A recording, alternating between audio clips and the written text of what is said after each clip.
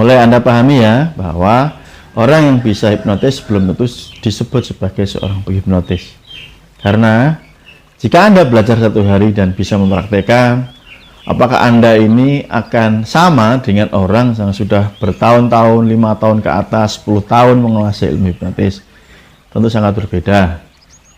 Apa yang menjadi kemampuan Anda ketika Anda 1 hari belajar, 1 bulan belajar, atau minimal 1 tahun belajar dengan orang yang sudah mendalami di atas 10 tahun, 15 tahun, atau 20 tahun.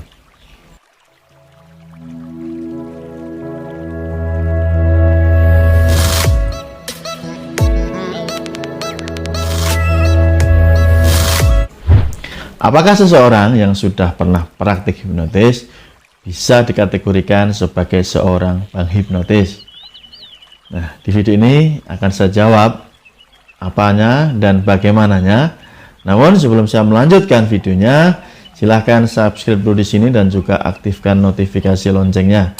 Serta buat Anda yang ingin mendapatkan pelatihan hipnotis yang mahir, yang lebih hebat, lebih jago lagi, Anda bisa hubungi nomor WA yang ada di kolom video dan juga di deskripsi di bawah video, atau Anda yang hanya ingin membeli ebook kitab mahir hipnotis.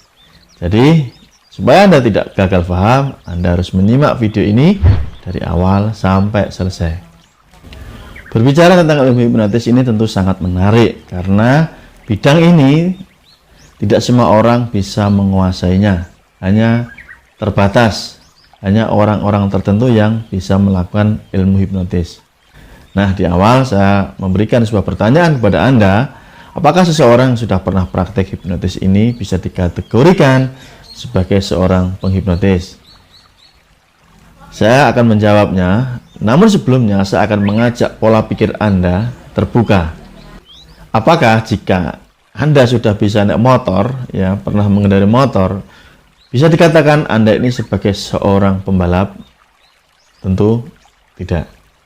Apakah jika Anda laki-laki pernah bermain sepak bola, ya, menendang bola di lapangan, apakah Anda ini bisa dikatakan sebagai seorang pemain sepak bola? Demikian pula jika Anda pernah mempraktikkan hipnotis, apakah Anda lantas dikategorikan sebagai seorang penghipnotis? Menurut saya belum tentu, ya. Jadi jawabannya masih ada kemungkinan, karena seperti saya analogikan di depan, Anda bisa main motor, bisa main sepak bola, bisa renang. Apakah Anda dikatakan sebagai seorang yang expert di bidang tersebut? Ya, apakah Anda seorang pembalap, pemain sepak bola profesional? Apakah Anda ini seorang atlet renang? Tentu saja tidak. Bisa iya, tapi untuk menjadi expert belum tentu. Itulah kenapa di zaman dahulu, ya, dan sampai sekarang pun di banyak-banyak lembaga yang mengajarkan ilmu hipnotis ini ada tahapan-tahapannya, dimulai dari yang paling dasar ya, fundamental, yang disebut dengan CH, sertifikat hipnosis, yang biasanya mengajarkan ilmu hipnotis untuk hiburan, hanya untuk hiburan saja. Baru setelahnya melangkah ke tahapan yang lebih atas lagi, yaitu CHT, Certified Hypnotherapist, ya, dimana ini dibutuhkan keahlian yang lebih untuk melakukan hipnoterapi kepada seseorang, bukan asal hipnotis langsung memberikan sugesti. Tidak, ini bahaya ketika Anda ngawur memberikan sugesti, tidak paham ilmunya, bisa terjadi hal-hal yang sebaliknya atau hal-hal yang tidak Anda inginkan, dan penanganannya harus tepat.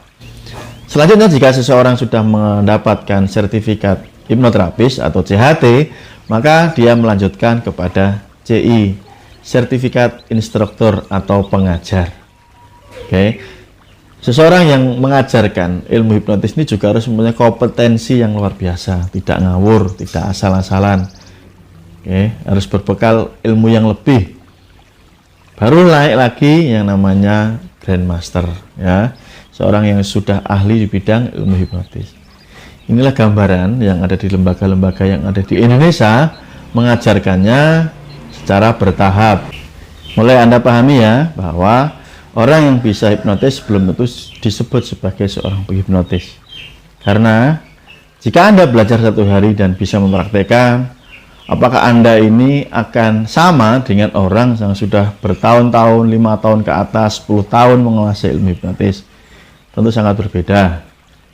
Apa yang menjadi kemampuan Anda ketika Anda 1 hari belajar, 1 bulan belajar, atau minimal 1 tahun belajar dengan orang yang sudah mendalami di atas 10 tahun, 15 tahun, atau 20 tahun?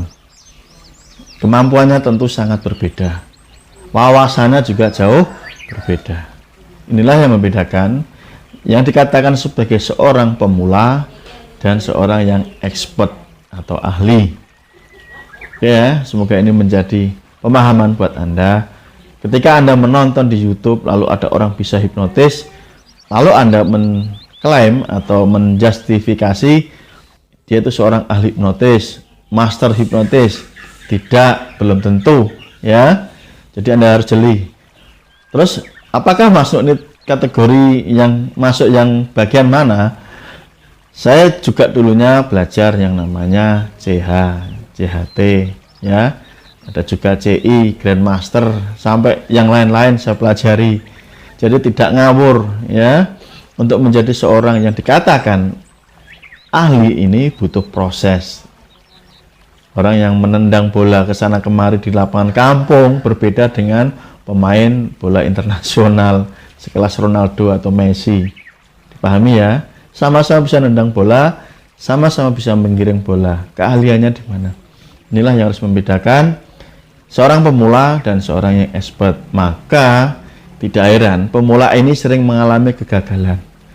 Bisa hipnotis, kadang tidak bisa, kadang tidak. Dan ini wajar karena masih tahap pemula.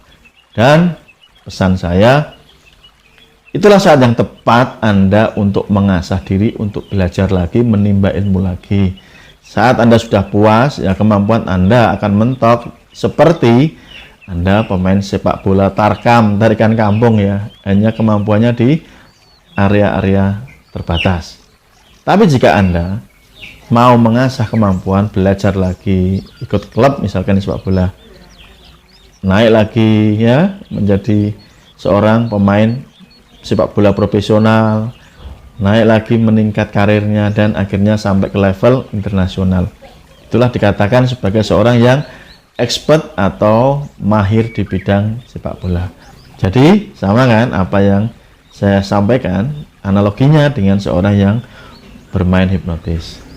Lantas, apa sih yang membedakan antara seorang pemula dan seorang yang sudah dikategorikan expert bermain hipnosis? Dari tampilan fisiknya, Anda sudah bisa membaca atau melihatnya. Dari kata-katanya, Anda sudah bisa menerjemahkannya. Oh, ini baru belajar, bisa tapi baru belajar. Oh, ini expert, dari tata bahasanya, dari wawasan pengetahuannya, dari edukasinya, dari informasi yang disampaikannya, maka Anda bisa membuat gambaran di pikiran Anda, orang ini kategorinya adalah orang yang sudah berpengalaman, sudah expert di bidang ini, sudah tahu seluk-beluknya, dalam dan luarnya. Maka, jika Anda ingin mendapatkan kemampuan yang lebih lagi, lebih tinggi lagi, carilah orang-orang dengan kategori yang tersebut ya. Orang-orang yang tadi mempunyai pengalaman, mempunyai wawasan, mempunyai jam terbang, mempunyai edukasi, mempunyai informasi, dan hal-hal yang lain yang Anda butuhkan demi kemajuan Anda. Semangat terus untuk tetap belajar, jangan berpuas diri hari ini, karena jika Anda berpuas hari ini, maka disitulah Anda berhenti untuk maju. Oke, terima kasih. Semoga ini mengedukasi Anda, memberikan informasi yang bermanfaat buat Anda. Sampai jumpa di video berikutnya. Salam dari saya Mas Nuk, salam hipnosa. Assalamualaikum warahmatullahi wabarakatuh. See you, dadah.